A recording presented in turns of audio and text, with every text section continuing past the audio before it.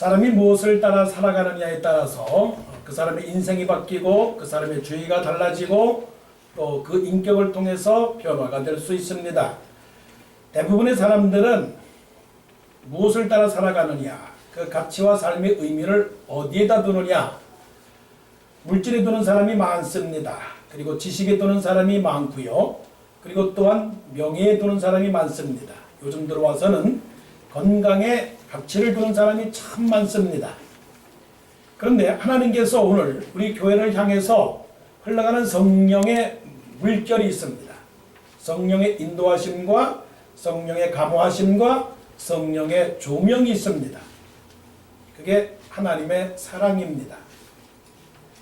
우리 교회를 향한 하나님의 사랑, 하나님의 축복, 또 사랑을 가지고 살도록 하나님께서 지금 우리의 마음을 두드려주고 계신다는 것입니다. 내가 문 밖에 서서 문을 두드리노니 누구든지 내 음성을 듣고 문을 열면 내가 그에게로 들어가 그로 더불어 먹고 그는 나로 더불어 먹으리라.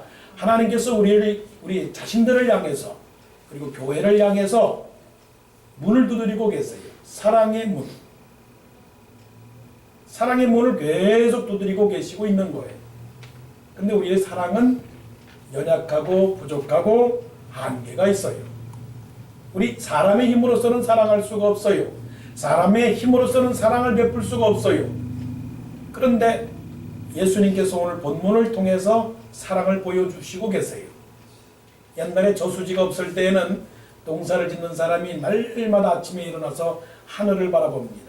물이 없어요, 물이 없어요. 밭에 논에 물을 대야 되는데 없어요.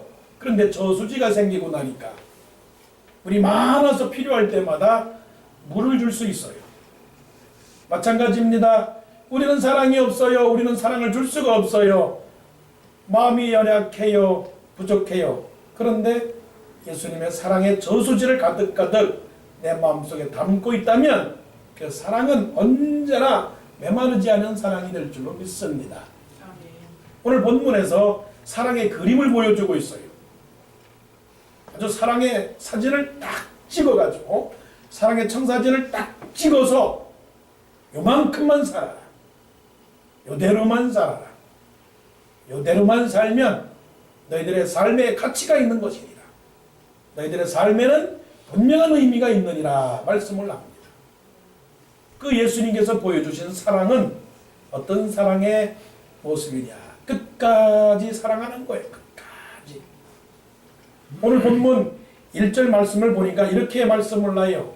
6월절 전에 예수께서 자기가 세상을 떠나 아버지께로 돌아가실 때가 이른 줄 아시고 세상에 있는 자기 사람들을 사랑하시되 끝까지 사랑하시느니라.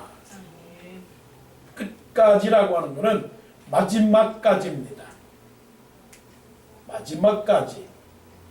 처음부터 마지막까지. 태어날 때부터 죽을 때까지. 결혼식 할 때 선서합니다. 무슨 선서? 혼인 선서. 검은 머리 팥불이 될 때까지. 비가 오나 눈이 오나. 아플 때나 건강할 때나. 이 죽을 때까지라고 하는 것은 끝까지 사랑하는 것, 끝까지. 근데 이제 끝까지 사랑하는 그 사랑의 말씀 그 뒤에 2절에 이렇게 말씀을 해요. 마귀가 벌써 시몬의 아들 가룟 유다의 마음에 예수를 팔려는 생각을 넣었더라. 이미 그날 밤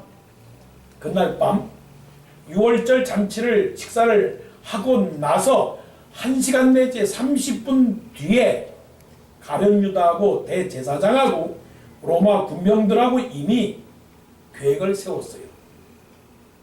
이것이 끝나고 감람산으로 가면 로마 군병들을 보내서 예수를 잡아가시오. 그 대가로 나한테 은 30개를 주시오. 이미 다 계획을 했어요. 예수님은 아셨을까요? 모르셨을까요? 아셨습니다.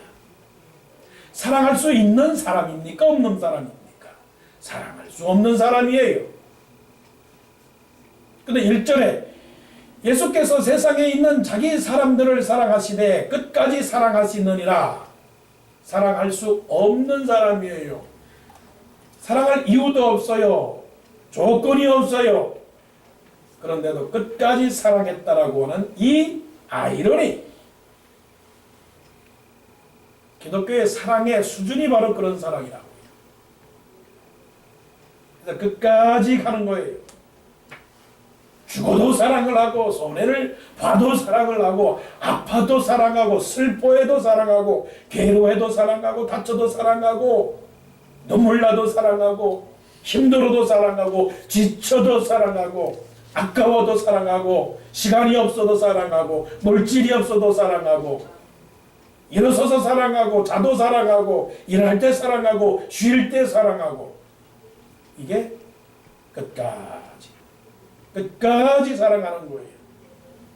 이 사랑을 가르쳐서 무슨 사랑인지 아세요? 미련한 사랑. 미련 곰팽이 사랑. 이런 바보같이. 야, 똑똑하게 좀 살아. 똑똑하게. 세상은 그렇게 사는 게 아니야. 이 미련 곰팽이. 세상의 사랑은 지혜로운 사랑입니다. 야무진 사랑이에요. 약삭 보는 사랑이에요. 눈치 보는 사랑이에요. 코치 보는 사랑이에요. 입치 있는 사랑, 손치 있는 사랑, 발치 있는 사랑이에요. 착 보면 알아요. 그냥 착 보면 안다고요.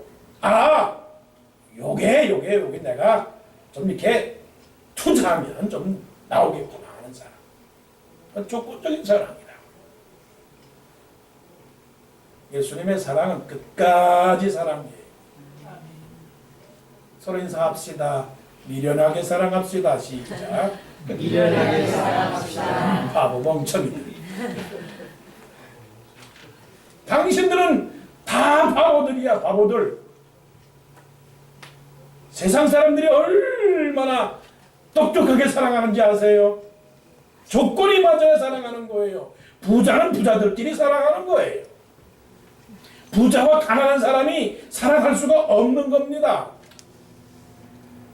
그래서 학벌이 같아야 되고 문벌이 같아야 되고 재벌이 같아야 돼요. 그게 사랑이에요. 그런데 예수님의 사랑은 끝까지 사랑을 했으니 이게 바로 가치가 있는 겁니다. 바로 십자가의 정신, the spirit of cross. 내 마음에 뭐가 있어요? 예수 십자가의 정신이 살아있어야 됩니다. 따라해보세요. 십자가의 정신. 십자가의 정신. 요거를 꽉 붙드는 사람이에요. 죄우 승리를 얻기까지 주의 십자가 붙들겠네. 신앙은 단거리가 아니고요. 마라톤입니다. 마라톤. 마지막 승리는 누구에게 있는지 아세요? 우리에게 있는 겁니다. 예수님이 바보처럼 보이고 죄인처럼 보이고 강한 자처럼 보이고 연약한 것처럼 보이지만 예수님은 최후 승리를 얻었습니다. 세상이 얼마나 빨리 변화되는지 몰라요. 이 휴대폰도 6개월이면 변화돼요. 얼마나 빨리 변화되는지 몰라요. 그 변화 속에 우리가 자꾸만 이게 막 돌아갑니다. 우리가 그렇게 빠를 필요가 없어요. 우리는 예수님의 십자가를 바라보면서 꿋꿋하게 있어야 됩니다. 예수님은 그 십자가를 참으셨어요. 하나님의 약속을 믿었기 때문에 끝까지 하나님의 말씀에 따라 순종을 했어요. 근데 우리는 그렇지 못합니다. 그렇기 때문에 오늘 십자가의 이 사랑, 끝까지의 사랑을 가져야 돼요. 예수님 몇 년 믿었습니까? 10년 믿었습니까? 10년 믿었다고 자랑하시렵니까? 20년 믿었다고 자랑하시렵니까? 10년 하나님을 사랑했다고 사랑하십니까? 아닙니다. 우리의 사랑은 예수님 오시는 그날까지 끝까지 사랑해야 돼요. 어렸을 적에 종이배 띄워보셨죠? 종이배 만들어서 물에 띄우면 종이배가 잘 갑니다. 그래서 기분 좋아요. 사랑의 종이배. 형님 아우, 언니 동생. 사랑이 하루 만에 끝나는 사랑입니까? 사랑이 1년하고 끝나는 사랑입니까? 하나님은 어제나 오늘이나 영원토록 동일하시니라.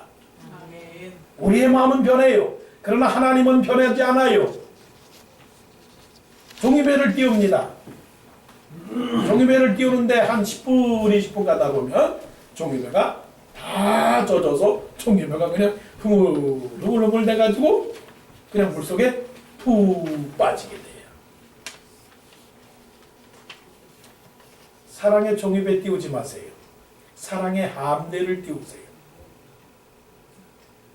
물에 빠지는 종이배 띄우지 마시고 사랑의 함대, 파도가 와도 풍랑이 와도 까뜩하지 않는, 빠지지 않는 그런 배. 끝까지. 이성계가요, 고려를 탁 멸망시키고 새로운 나라를 세웠습니다. 사람이 필요합니다. 아주 훌륭한 사람 중에 정몽주가 있었어요. 똑똑한 사람입니다. 자기 아들 방언이를 시킵니다. 그 사람을 끄집어내라. 그 사람을 회유해라. 고려를 뒤로 하고 새로운 나라를 건설하는데 그 사람을 써라. 방언이 갑니다. 여러분 잘 아시죠? 방언이 시조를 읊습니다.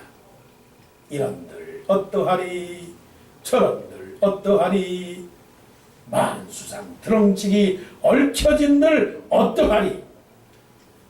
예? 우리도 이같이 얽혀서 100년까지 누리라. 세상이 말하는 거예요. 뭐 그렇게 뭐 살고 죽을 게 있다고 뭐 그렇게 머리에 코를 박고선 뭐 그렇게 예수 좋다고 교회 좋다고 성도 좋다고 뭐 그렇게 시간 뺏기고 뭐 돈 뺏기고 뭐 그렇게 인생 뺏기고 뭐 그렇게 살아. 좀 편하게 살아. 편하게 살라고 그렇게 말합니다. 예? 세상이 그렇게 말을 해요. 마귀가 그렇게 말을 해요. 유혹을 합니다. 그렇다고 뭐 정몽주가 뭐 천사는 아니지만 정몽주가 이렇게 말을 해요. 이 몸이 죽고 100번 고쳐주고 100골이 전토되어 넋이라도 있고 없고 임향한 일편단심이야 가실 줄이 있으랴. 여기서 또 할렐루야 하면 좀 웃기겠죠? 자, 우리 할렐루야 합시다. 시작. 할렐루야. 말씀이 아니더라도 깨달으면 은혜가 되는 거죠. 이 몸이 죽고 100번 고쳐주고 100골이 진토되어 넋이라도 있고 없고 임양한 일편단심이야 가실 줄이 있으랴. 난 이런 사람 우리 교회에서 한 사람만 있다면 나는 두려워하지 않겠어. 한번 봅시다. 하나님하고 약속해 봅시다. 하나님, 나 여러분 스스로 자신의 이름을 부르면서 나 장로 집사, 나 권사, 하나님을 향한 그 사랑 편찮겠습니다 하는 사람 손 내리세요.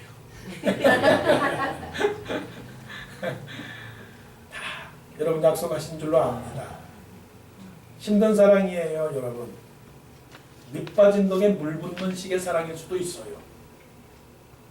그래도 끝까지 저놈의 왼수, 저 가룟 유다, 저 몹쓸 놈, 내가 3년이나 데리고 다녔는데 저 인간도 아니야. 저거 상종도 못할 놈이야 저놈. 그런데도 예수님이 어떻게 했어요? 끝까지 사랑하시느니라. 예수님의 사랑, 우리가 가치를 두고 의미를 두고 살아가야 될 이 예수님의 사랑은요, 수고로운 사랑입니다. 눈물을 흘리며 땀을 흘리며 힘쓰며 애쓰며 노력하고 헌신하고 몸부려 피 흘려 이런 사랑이에요. 자, 예수님이 제자들의 누구시라고요? 선생님입니다. 저희 아버님은 우리 형님 보고 세상에서 제일 좋은 직업은 뭐냐? 선생님이라 했어요. 왜요? 동네에서 제일 가는 사람은 선생님이니까. 왜 선생님인지 아세요? 배우지 못했으니까 배운 사람이 최고라고 생각해서 저희 형님 보고 너는 선생님이 돼야 된다 그랬어요. 선생님이 돼야 된다.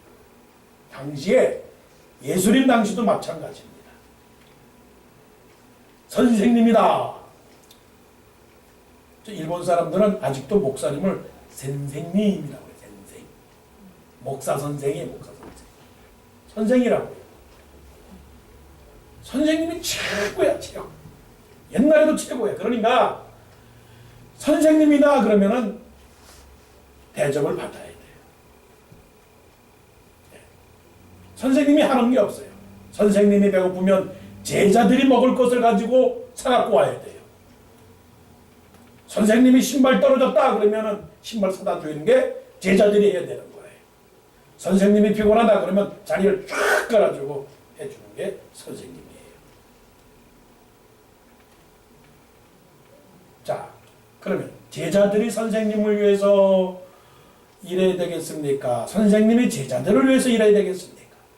제자들이 선생님을 위해서 손 닦아주고 발 닦아주고 밥 차려주고 잠자리 마련해 주는 게 제자들이 하는 일이에요. 그런데 그날 밤 6월절 저녁을 먹는 동에 예수님께서 식사를 다 하는 중에 예수님께서 스스로 일어나셨어요. 스스로 일어나셨어요. 요거를 가리켜서 자발적인 행동입니다. 영어로 말하면 액티브했다. 액티브했다. 패시브가 아니라 액티브했다는 겁니다. 예수님은 무엇로 먹고 사시는 분이죠? 말씀으로만 먹고 사시는 분이에요.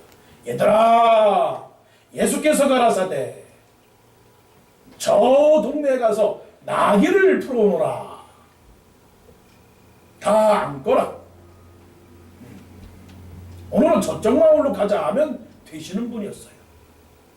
근데 그날만큼은 예수님께서 친히 액티브하게 자발적으로 자원하는 마음으로 능동적으로 일어나서 겉옷을 벗으시고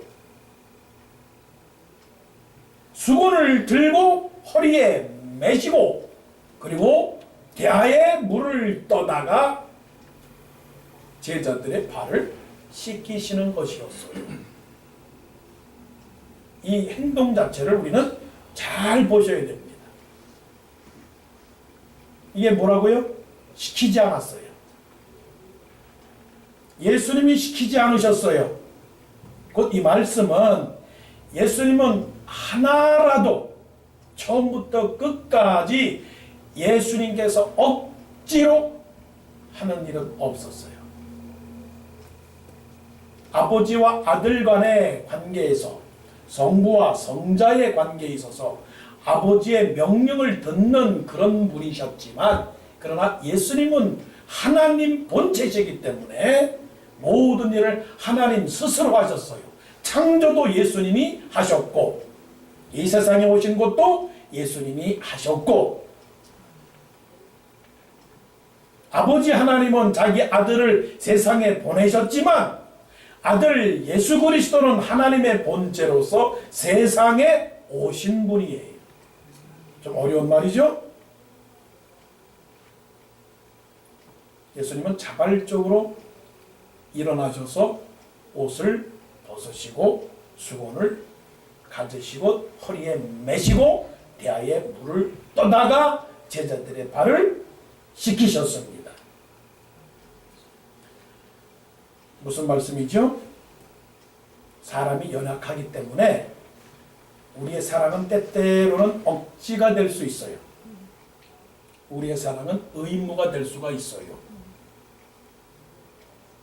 그럼에도 불구하고 하나님께서 원하시는 사랑은 네가 해라. 네가 해라.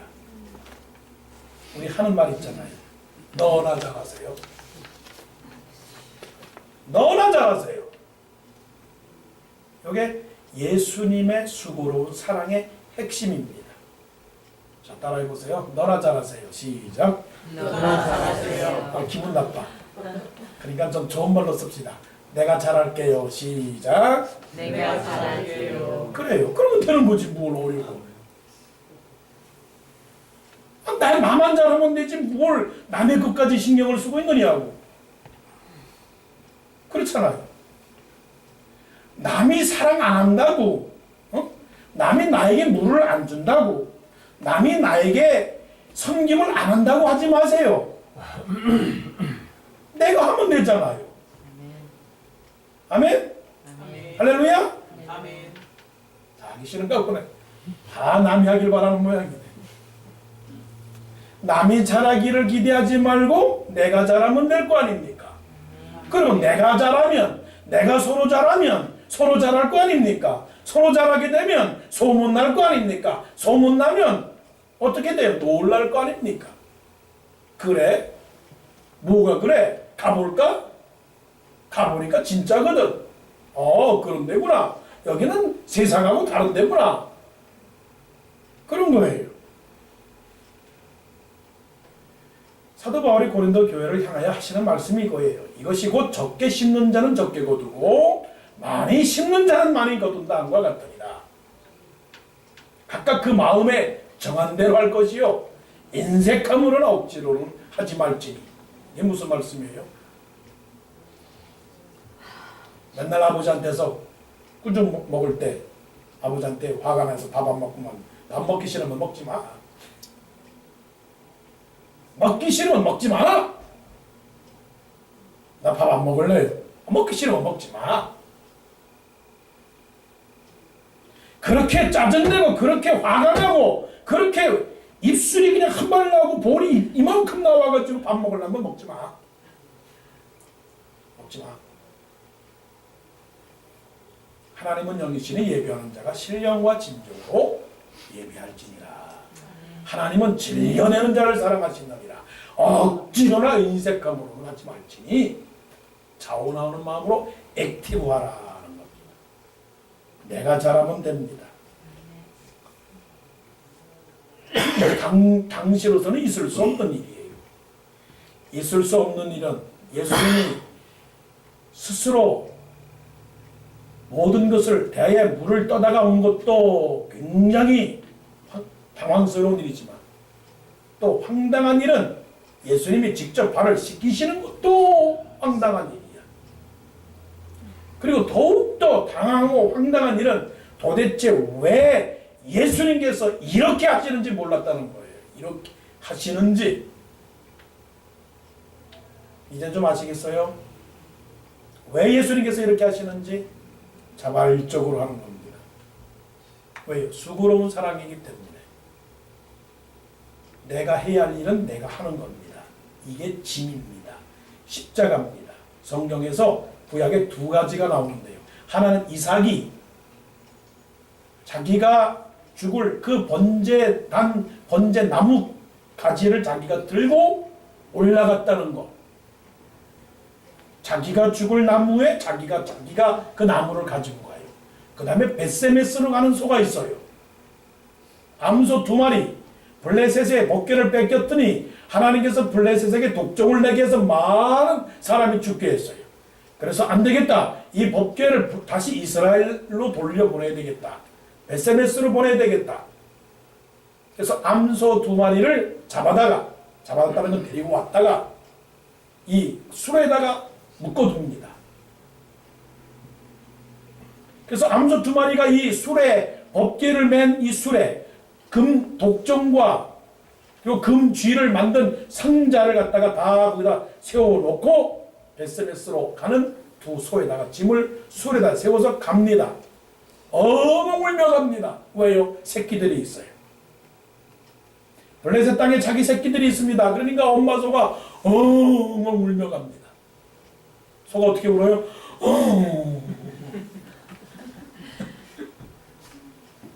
힘들어.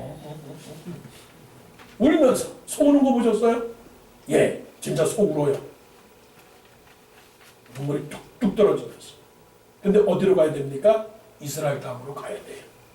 누구를 두고? 새끼들을 두고. 에메, 엄마 줬죠. 엄마 먹자. 근데 엄마는 어떻게 가요? 근데 좌우로 돌아보지도 않아요. 좌우로 돌아보지도 않아요. 제가 넘어온 것 같아요. 힘든 거예요. 주님 뜻대로 살기로 했네. 주님 뜻대로 살기로 했네. 뒤돌아서지 않겠네. 하나님이 나에게 주어진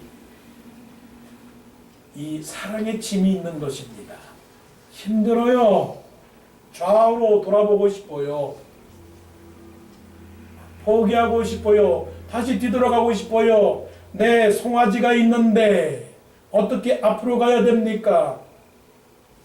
그럼에도 불구하고 가야 됩니다. 수고로운 이 사랑.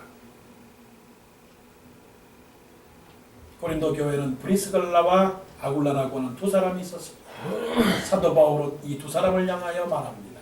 그는 나를 위하여 자기 목숨까지 내어놓는 사람이었다. 자기 목숨까지 내어놓는 사람이다. 예수님은 우리를 위하여 목숨을 내놓으셨어요. 그럼 우리는 주를 위하여 어떻게 할 것인가? 조금 힘들다고 엄살 부리지 마세요. 조금 아프다고 하지 마세요. 십자가 정신, 그것으로 가야 됩니다. 마지막은요, 저 17절 말씀을 볼게요. 17절 말씀 제가 읽지 않았지만, 너희가 이것을 알고 행하면 복이 있으리라. 무엇이 복인가요? 무엇이 복일까요, 여러분? 보이는 것이 복인가요? 아닙니다. 보이지 않고 행하는 것이 복입니다. 이게 복이에요. 사랑이 복이라고요. 이게 복이라고요. 예, 이것이 복입니다. 왜 복입니까? 하나님이 인정한 하나님의 삶의 기준에 맞는 삶을 살기 때문에 그렇습니다. 사람들은 다 자기를 위하여 삽니다. 자기 입에 들어가는 것을 위하여 삽니다. 자기 배를 위하여 삽니다. 무엇을 먹을까, 무엇을 입을까, 무엇을 마실까 염려하며 삽니다. 어리석은 부자처럼 창고를 지어놓습니다. 그리고 그 창고를 허물어버립니다. 그리고 그 해에 추수한 곡식을 가득가득 채우며 만족하며 삽니다. 야, 올해는 참 흑자를 모았구나. 올해는 추수를 잘했구나. 우리 잔치를 벌이도록 하자. 그런 사람들이 복일까요? 커다란 집을 짓고 사는 사람이 행복할까요? 그러지 않습니다. 여기서 보게 되면 베드로가 어떠한 가치를 가지고 살아갔는지를 잠깐 보여줍니다. 예수님이 제자들의 발을 씻겨줍니다. 베드로가 생각해보니 이거는 아닙니다. 예수님, 제 발을 씻기지 못합니다. 절대로 안 됩니다. 마청답게 처음 제자처럼 얘기합니다. 그랬더니 예수님께서 내가 너를 발을 씻겨주지 않으면 너와 나와 관계가 없다. 끈앞풀이 없다. 맥이 없다.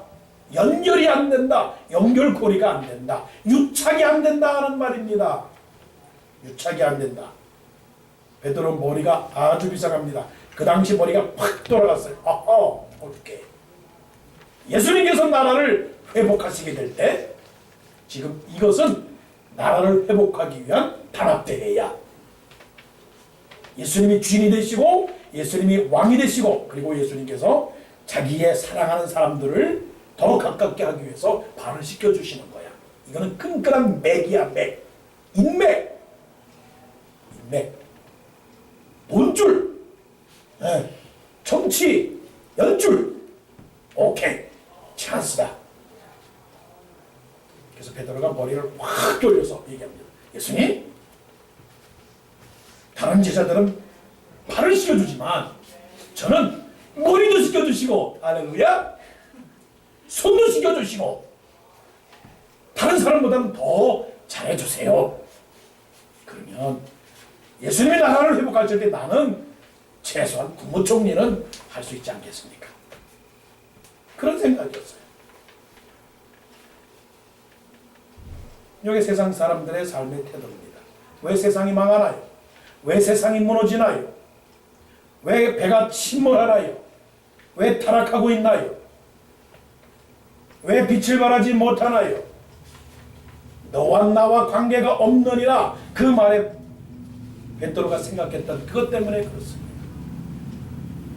그랬더니 예수님께서 하시는 말씀은 이미 목욕을 한 자는 다시 목욕할 필요가 없고 발만 씻으면 되느니라, 이렇게 말씀하셨습니다. 그리고 이 말씀은 세상적 관점을 가지고 살지 말고 내가 너희에게 본을 보여준 대로 그렇게만 하라. 자, 말씀을 보십니다. 14절 15절에 내가 주와 또는 선생이 되어 너희 발을 씻었으니 너희도 서로 발을 씻어주는 것이 옳으니라. 내가 너희에게 행한 것 같이 너희도 행하게 하리하여 본을 보였노라. 본을 보였노라. 이게 뭡니까? 이렇게 살라. 이렇게 가치를 두어라. 내가 세상에 와서 사랑의 본을 보여준 것처럼 너희도 이렇게 살라. 그런데 이것이 뭐냐? 이것이 복이다. 따라하십시오. 이것이 복입니다. 이것이 복입니다. 이것이 복이에요. 이렇게 사는 것이 복이에요. 저는 우리 교회를 향하신 하나님의 그 흐름을 저는 2주간 동안, 한 달 동안 느낍니다. 지금 하나님께서 우리에게 무엇을 지금 가르쳐 주시고 교훈하고 계시느냐 하는 것을 지금 우리는 거기에서 희망을 보았습니다. 장로님 꿈을 보여주시고 희망을 보여주시며 그랬는데 저는 꿈과 희망을 한 달 동안 보고 있습니다. 하나님 우리 교회를 향해서 무엇을 요구하시는가? 이렇게 행하면 복이 있는 겁니다. 끝까지 수고롭게 예수의 십자가의 정신을 가지고 사랑하면 복이 있는 겁니다. 우리가 없음에도 불구하고 없는 자같이 살지 아니하고 있는 자같이 살고, 비록 우리가 가난하지만 가난한 사람보다 더 풍요롭게 살고, 비록 우리가 무명한 자 같지만 그러나 더 유명하게 지금 살아가는 그 모습을 여러분들은 보여주고 있는 것이 아닙니까? 제가 구태여 입으로 어떤 사실에 대해서 말하지 않습니다. 그러나 여러분들 너무나 잘 알고 계시는 겁니다. 여러분들이 많아서 모든 것을 베풀어 줍니까? 여러분들이 대기업의 회장의 딸들, 아들들입니까? 여러분들이 그렇지 않아요.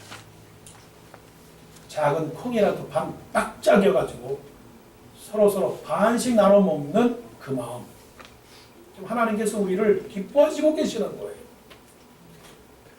같이 눈물을 흘릴 때 눈물을 흘리고 같이 기뻐할 때 기뻐하고.